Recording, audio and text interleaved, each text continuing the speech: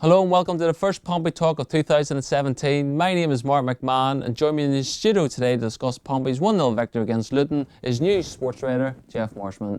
Happy New Year, Jeff. Happy New Year, Mark. Thank you very much. The Luton game was yesterday. How big a win was that for Pompey in the grand scheme of things?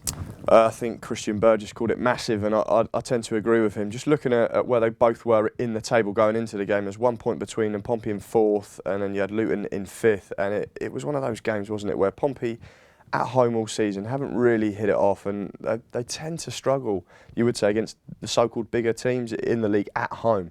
Don't have a great record against them, and that goes back to last season as well. So it was one of those where it was hyped up. You had a lot of fans in the ground. I think there was nearly 17,500 there, second biggest of the season after Carlisle on the opening day. And everyone knew going into it how big of a game it was, and fantastic for Pompey. They showed up and they fully deserved to win it. How would you rate the performance overall then?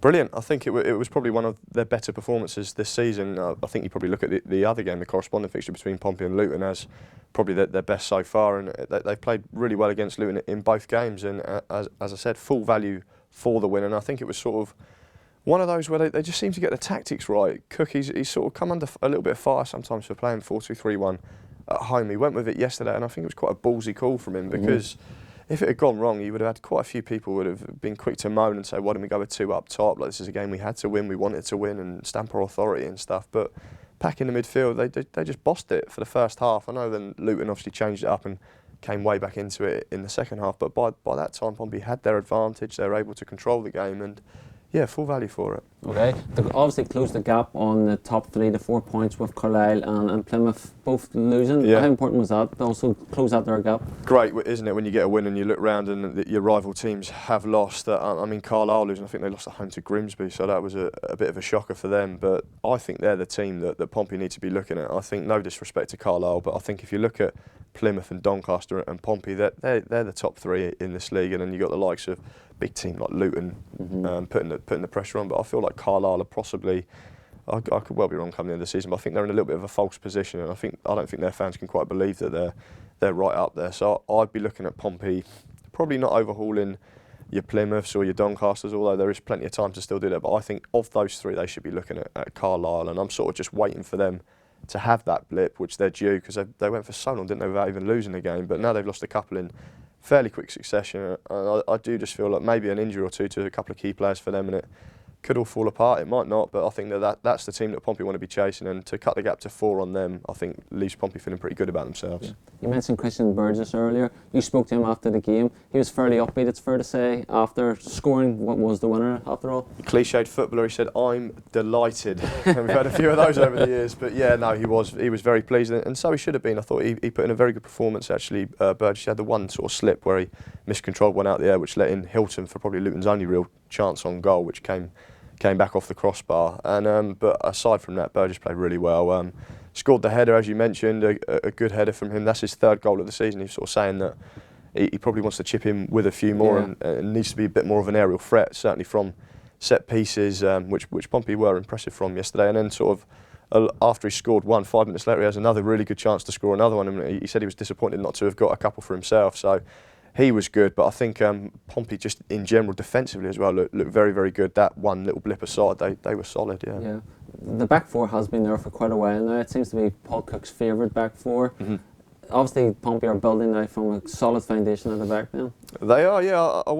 You don't normally like to single people out, but full credit to Gareth Evans, who's obviously started the season as a winger. They brought in Drew Talbot and Adam Buxton as their right backs. I thought it was a huge mistake letting Ben Davies go last season, and I stick by that. Fair play to Gareth Evans. He's converted him into a very, very good sort of attacking fullback, and you know that Paul Cook likes to do that. He's done it before in his time as a manager. He did it with Derrick at Chesterfield, who just absolutely ripped it up, and then Talbot himself as well used to be a bit of an attacking force. And I think in Stevens and Evans, Pompey have got such good outlets going forward as well as defensively. And Evans' defensive game has improved tremendously since he's been playing in there. So the whole 4 of them, you can include Matt Clark alongside Burgess in that. They look solid, and I think they've had 3 clean sheets in 4 now. And they've also got the best defensive record in the league. So, like you say, they're building from a very, very solid base. If you're going to mention everyone, why not David Ford? He's sort of coming for a little bit of stick, but he seems to be sort of turning his form around. And where you're coming into the January transfer window and probably thinking, oh, do we need to look for another keeper? All of a sudden that talk's quieting down because of recent performances. So yeah, they're playing well at the back, and that is the foundation for them going forwards. Okay, attacking ways then, going forwards. Gary Roberts came off the bench, missed the penalty.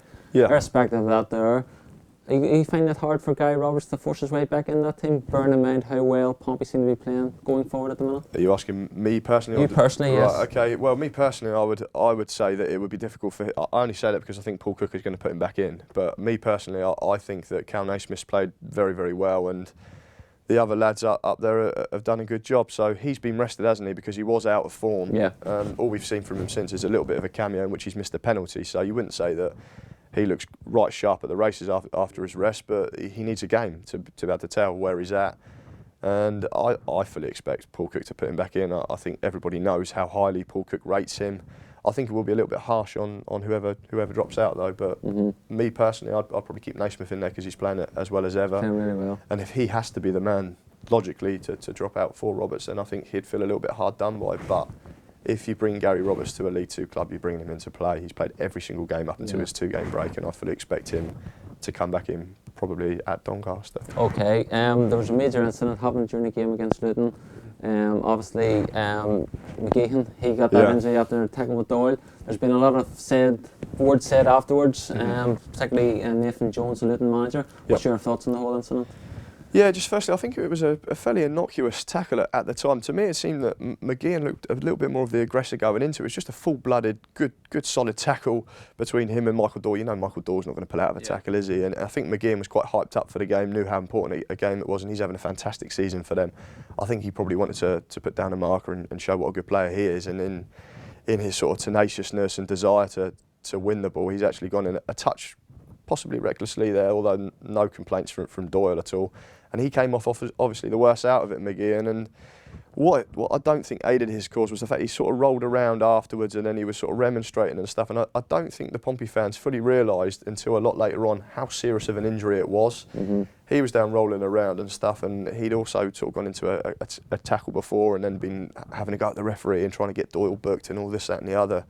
And I think he'd already upset the fans by doing that. And as soon as he was down and rolling around and not like completely down and clearly in agony, Pompey fans started to boo him.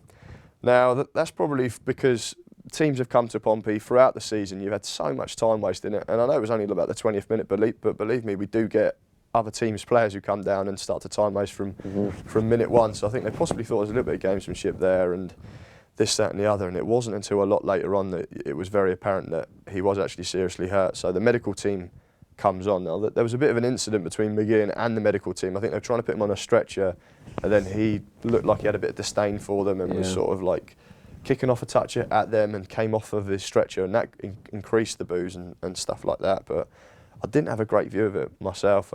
Nathan Jones, obviously, there was a lot of boos, and the boos continued while he was being stretchered off. And at that point, I don't think there's really any defence to be booing a player who is clearly in a lot of pain. But I think a lot of Pompey fans are saying that he made some gestures towards them, and maybe some are saying that he sort of seemed to spit towards the ground. Yeah, again, we only have fans' views or fans' opinions on that there. We don't have anything concrete to go on that there. Not at all, but what we do know is he sort of punched the floor and got himself booked for that, which I think is fairly harsh, but again just shows a bit of like frustration or petulance at the situation, again increasing the boos from the Pompey fans. So yeah, two sides to every story. Seems that obviously very sorry for the lad. He's a top player at this level, and he got himself injured. But Pompey fans, in hindsight, and probably today looking back, will maybe be regretting the fact that they were so strong in their booing of him. But at the time, they probably felt that it was deserved. Although, yeah, obviously, full recovery to him, and hopefully he gets well soon. And Nathan Jones's comments calling Pompey fans a disgrace. He has made those comments straight after the game, when obviously he's very going to be very emotional, is he, after the game, in the haste of sort of having a microphone put in front of him and asking his views.